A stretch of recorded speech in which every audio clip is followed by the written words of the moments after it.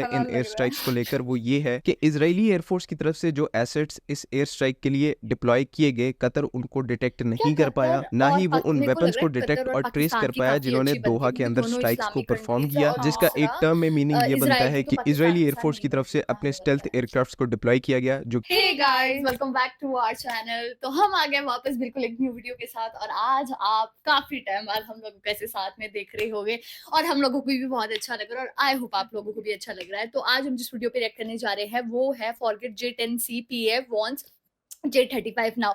तो हम लोगों ने लास्ट वीडियो में इसके बारे में पढ़ा था, 10C के बारे में पढ़ा था और काफ़ी कमाल का है ये जेट। बाकी देखते हैं कि वीडियो कैसे होने वाली है। सो फिर आप भी देखिए, हम भी देखते हैं। Let's start. अस्सलाम वालेकुम, this is ODA foxtrot from defence outpost. तो जैसा कि आप सबको पता है कि कल इजराइल की तरफ से कतर के कैपिटल दोहा के अंदर सीरीज ऑफ एयर स्ट्राइक्स को कंडक्ट किया गया और ये एक ऐसा इवेंट था जिसने इस टाइम के ऊपर पूरे मिडिल ईस्ट को हिलाकर रख दिया है। अच्छा। कतर जो कि एक सॉवरेन कंट्री कंसिडर किया जाता था, जिसकी एयरफोर्स इतनी ज्यादा एडवांस्ड है, एडवांस 4.5 जनरेशन के एयरक्राफ्ट से इक्विप्ड है, उसके साथ ऐसा कुछ होगा और वो इसके ऊपर कुछ रिएक्ट नहीं कर पाएंगे, ये किसी ने भी एक्सपेक्ट नहीं था किया। तो आज की इस वीडियो में हम लोग डिटेल में कतर में जो कुछ हुआ उसको डिस्कस करेंगे एंड मोस्ट इंपॉर्टेंटली क्या सेम हुआ यही था सिचुएशन कतर में? और 4 महीने इवन हम पहले लोगों को इसके बारे पाकिस्तान में ने कुछ भी ही फेस की आइडिया थी। नहीं तो है। पाकिस्तान ने वहां पर किस तरह से रिएक्ट किया था, अब इस टाइम के ऊपर हमारे लिए क्या लेसन्स है, आगे हमें फ्यूचर के लिए किस तरह प्रिपेयर करना चाहिए, तो इन तमाम वाइटल टॉपिक्स को इस वीडियो के अंदर कवर करेंगे। लेकिन उससे पहले अगर आप लोगों ने अभी तक चैनल को सब्सक्राइब नहीं किया हुआ तो please make sure to like this video and do subscribe to the channel. तो एक पर्टिकुलर पॉइंट कि इजराइल की तरफ से कतर के अंदर एयर स्ट्राइक्स को क्यों परफॉर्म किया गया, हाँ। क्या इसके पीछे मोटिव था, इसको तो और इस टाइम क्यों के ऊपर हुआ है बहुत कम मेनली लोग ये बात डिस्कस है कर रहे हैं। एग्जैक्टली। लेकिन अराउंड द वर्ल्ड इस टाइम के ऊपर जो सबसे ज्यादा पॉइंट डिस्कस किया जा रहा है वो ये है कि कतर एक ऐसी कंट्री है जिसने शुरू से अपनी एयरफोर्स के ऊपर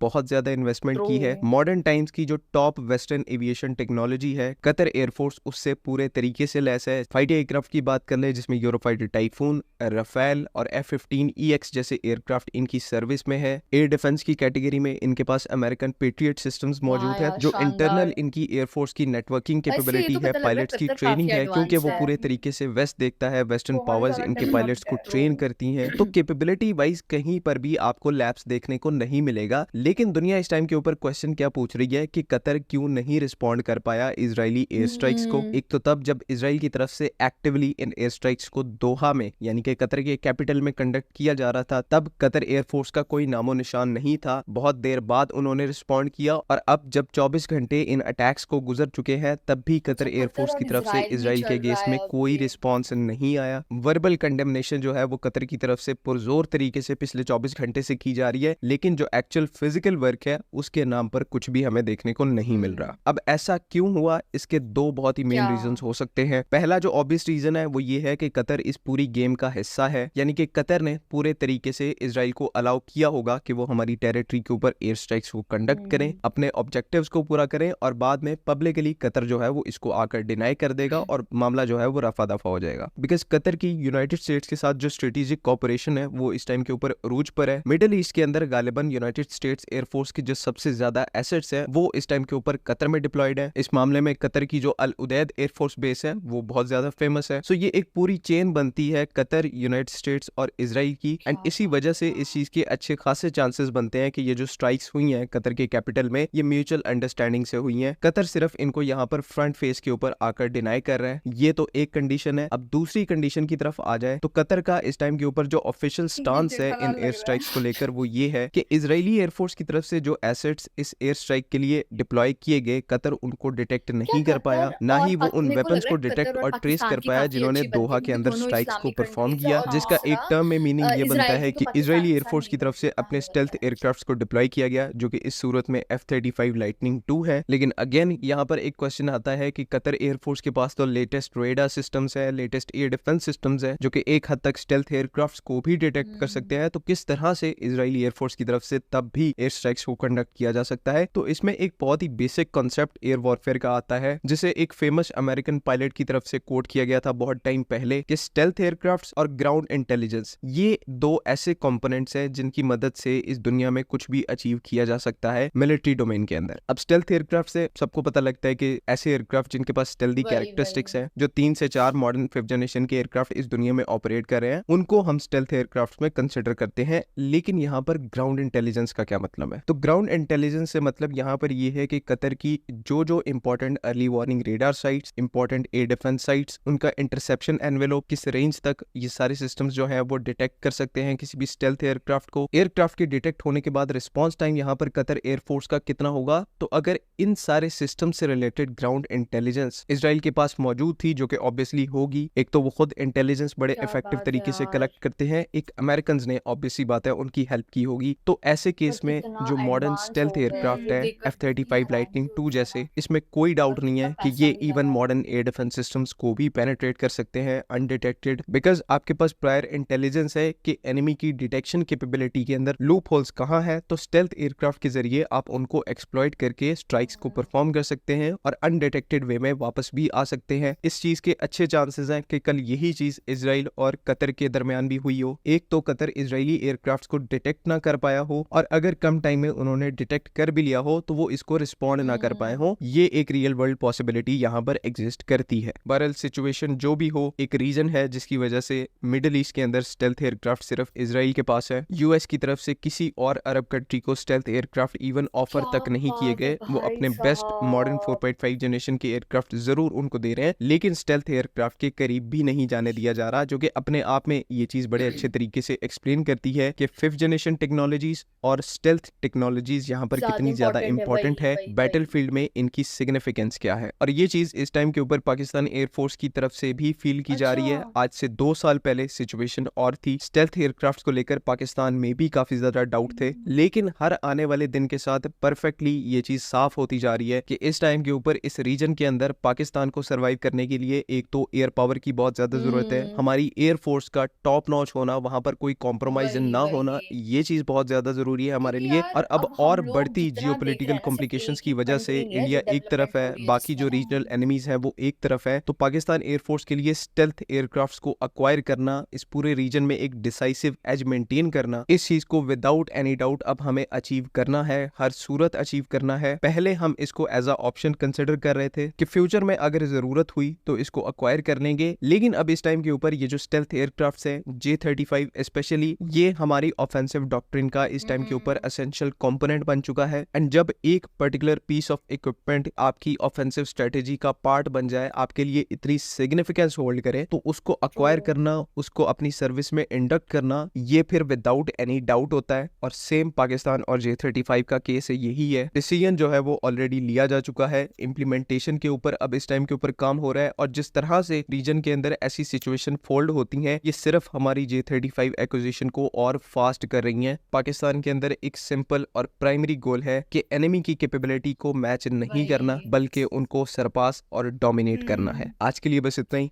वाह यार, बहुत ही कमाल की वीडियो थी। बहुत चीजें हम लोगों को इससे पता लगी, और हम लोगों को ये भी पता लगा कि जो बेसिकली जो ये स्टेल्थ टेक्नोलॉजी की बात की गई है, अगर ये जितने भी इस्लामिक वो है नेशन है, वो सिर्फ कतर के पास ही है, ये भी हम लोगों को पता लगा।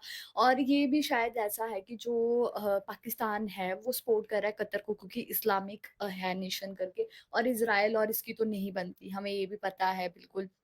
पर इसको देखकर बहुत ऐसे शॉक भी हो रहा है कि यार कि कितनी ज़्यादा एडवांसमेंट हो रही है हर ही कंट्री में, और मतलब कि इट्स अ हाई टाइम कि मतलब हम लोगों को अपने देश की जो टेक्नोलॉजीज है उसमें काम करना ही पड़ेगा।